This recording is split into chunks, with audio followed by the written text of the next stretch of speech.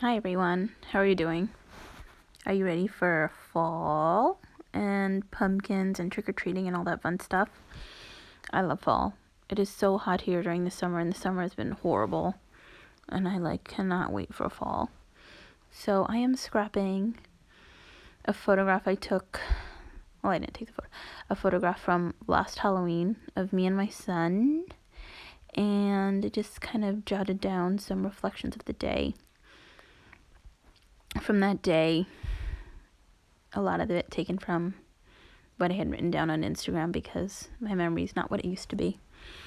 And that was actually cool because I just copied and pasted it, and then typed up a little more onto a document, and then I added a title, and I just changed the opacity of it to have the title sort of fade into the background a bit.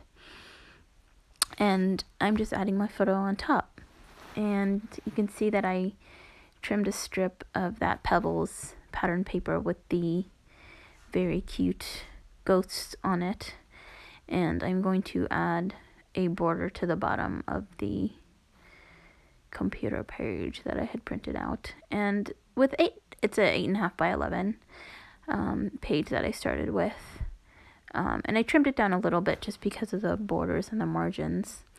And when you're doing a hybrid page, I guess it can definitely stay as 8.5 by 11, but this time I decided to place the page on top of a full 12 by 12 sheet of cardstock, and then I'm adding a couple of border strips of pattern paper to the bottom of the page, and then you can see I'm adding the orange pattern paper,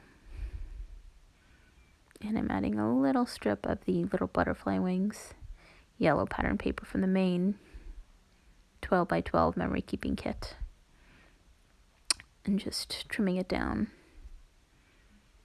with my scissors to fit the width of the paper.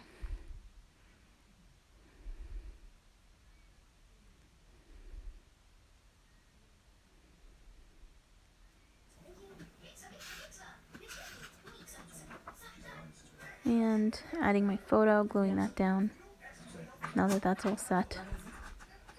And I really want the photo to be flush with the edge of the paper, so I'm going to trim the margins down even more to fit that.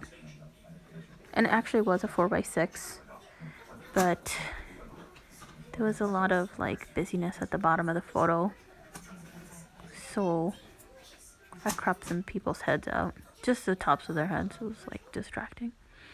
And I am rounding the corners here. It's a little bit, it's 3 layers on the bottom, so took a couple tries there.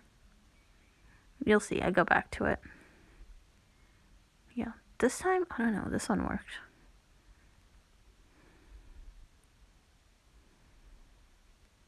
And there we go.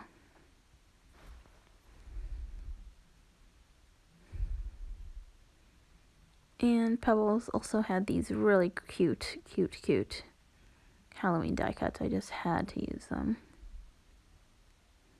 this month.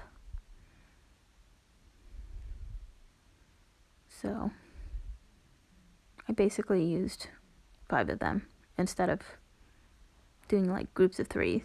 But it's an odd number, right? I think it works. And Cocoa Daisy Kit has these really adorable exclusive rubber charms that come in the kit. And they say, there's 2 that say boo, there's 2 pumpkins, and there's 2 leaves. So it doesn't have to be used on a Halloween layout, but the boo I definitely wanted to use here. Actually, boo could be for a baby, there's lots of things. And then I also attached a die cut from the Cocoa Daisy kit to the top, and it already says I love this. And another Pebbles embellishment, it's a word strip sticker in orange, of course. And just finally, committing to gluing things down on paper and gluing my die cuts in place. And one thing that I really like to do, especially when embellishments are rounded a bit or shaped, I really like to trim the edge so it's a straight edge and then place it above my text. I love that look. I'm sure there's like a technical term for that look, but I don't know it. It's not like a gutter, it's not a border, I don't know what it is. I just love that look. And then you can see me like fussing around with like where exactly the pumpkin should go. I should have just left it like that. But I moved it.